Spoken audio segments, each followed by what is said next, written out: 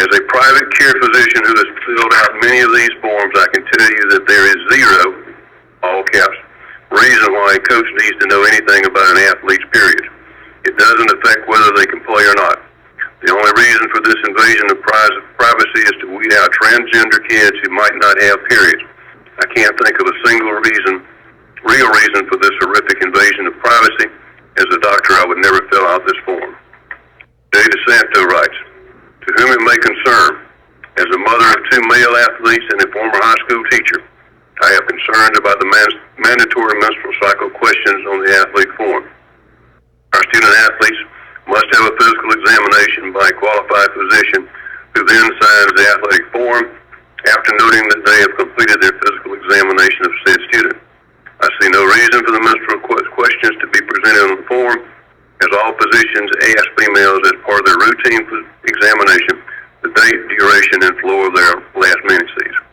This is a serious breach of privacy on the part of the state and the school board. I know that some of our female students, their families, and particularly religious, would rather a female quit sports and band before giving their information to anyone, particularly males who access the forms.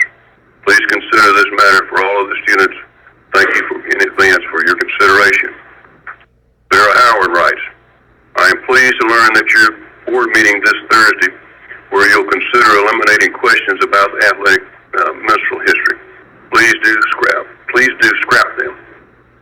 An individual's menstrual history should be a topic of discussion only between themselves and their physician, and maybe their parents if they are a minor. I really don't understand why these questions would be of any FHSAA form in the first place.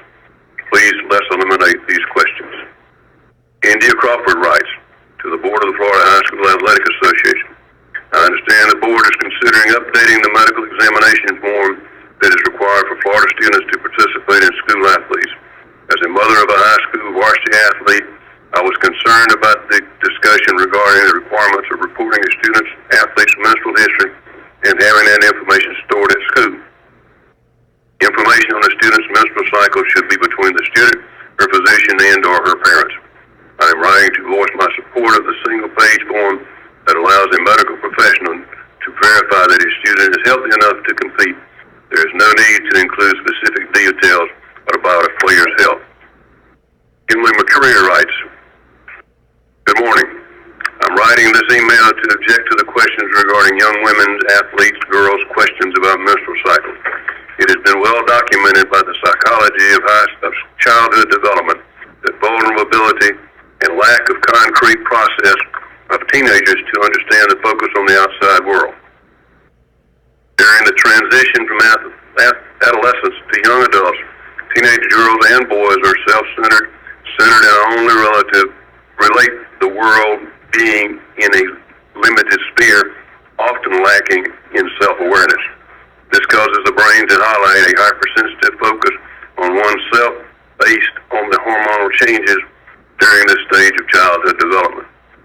Question regarding menstruation is not only an intrusion of privacy, it is also embarrassing due to young girls coming to terms with psychological changes and adjustments in their lives. The question is not needed and only goes to further humiliate and degrade female athletes to discourage participation in